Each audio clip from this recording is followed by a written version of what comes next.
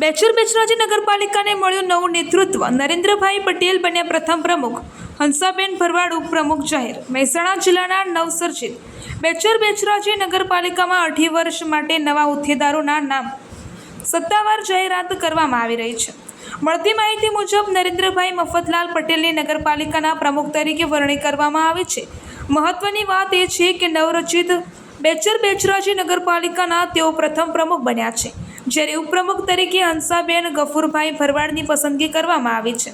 આ ઉપરાંત નગરપાલિકાની કારોબારી સમિતિના અધ્યક્ષ તરીકે મુકેશભાઈ શાહનું નામ જાહેર થયું છે અને દંડક તરીકે કનૈયાલાલ રાવલ અને પક્ષના નેતા તરીકે મનુજી ઠાકોરની વરણી કરવામાં આવી હોવાનું જાણવા મળી રહ્યું છે.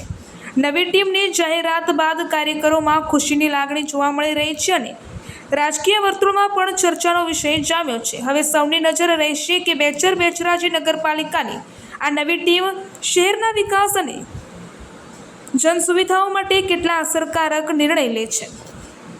આજે નગરપાલિકાના પ્રથમ પ્રમુખ તરીકે પહેલાં તો પક્ષે મારામાં જે વિશ્વાસ મૂક્યો છે એનો હું પરિપૂર્ણ કરી શકું અને આગળની કાર્યવાહીમાં જે પંચાયતમાંથી નગરપાલિકા બની અને આગળના જે કામો છે એ અમે સાથે મળી અને સૌ સારી રીતે વિકાસ કરી શકીએ એવી હું આશા રાખું છું. સૌથી વધારે પ્રશ્ન દબાણ, પાણી, જે આવા મુખ્ય પ્રશ્નો છે એમાં શું તમારું ટાર્ગેટ છે?